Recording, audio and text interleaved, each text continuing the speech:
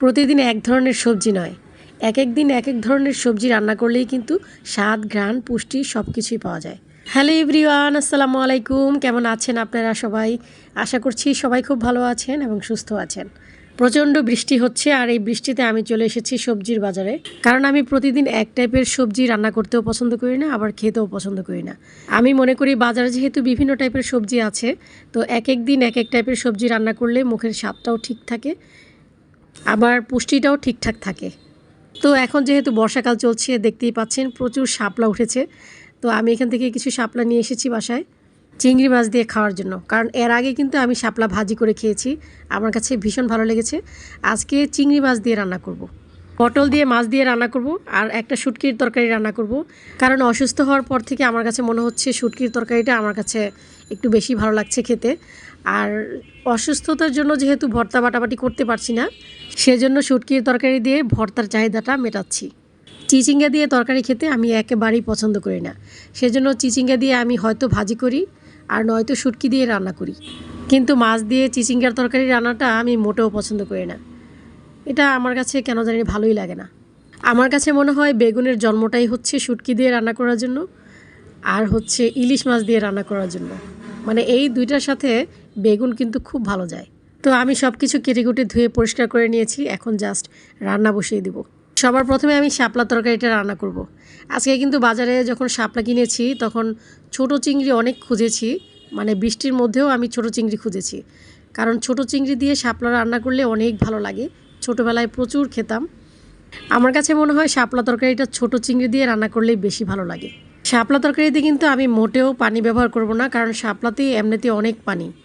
মলা শুটকি দিয়ে বেগুনের শুটকি তরকারি রান্না করব। তো মলা শুটকিটাকে আমি একদম গরম পানি দিয়ে খুব ভালো করে ধুয়ে নিয়েছি। আর আপনারা যারা আমার ভিডিও নিয়মিত দেখছেন তারা তো অবশ্যই জানেন শুটকিটাকে আমি সবার প্রথমে তেল দিয়ে একটু ভালো করে ভেজে নেই, এতে করে শুটকির স্মেলটা অনেক ভালো আসে। আর শুটকিতে অবশ্যই রসুনের পরিমাণটা বেশি দেই আমি সবসময়।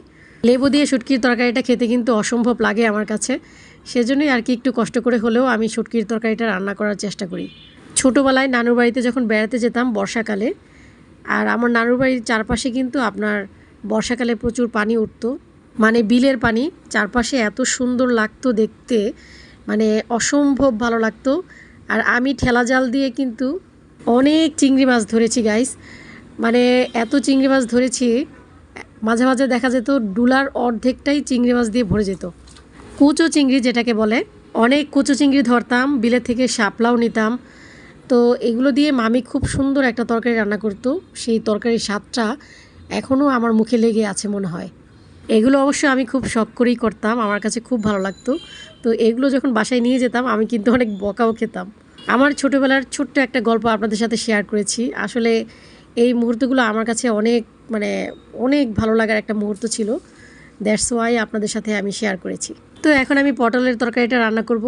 আর পটলের তরকারি দেখতেই পেয়েছেন আমি তেল দিয়ে একটু ভালো করে ভেজে নিয়েছি, কারণ পটল কিন্তু তেল দিয়ে ভেজে রান্না করলে বেশি ভালো লাগে আমার কাছে মনে হয়।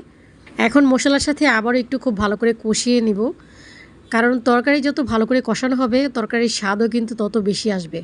আপনাদের সাথে বকবক করতে করতে আমার রান্না প্রায় শেষের দিকে। আমার আজকের ভিডিওটি আপনাদের কাছে কেমন লেগেছে অবশ্যই কিন্তু কমেন্ট করে জানাবেন। আর যারা আমার ভিডিওগুলো নিয়মিত দেখছেন এবং অনেক সুন্দর সুন্দর কমেন্ট করছেন, তাদেরকে অসংখ্য ধন্যবাদ। আজ এই পর্যন্তই, ফিরে আসবো নতুন আরেকটি ছোট্ট ব্লগ নিয়ে। সেই পর্যন্ত সবাই ভালো থাকবেন, সুস্থ থাকবেন, আমার জন্য দোয়া করবেন। আল্লাহ হাফিজ, আসসালামু আলাইকুম।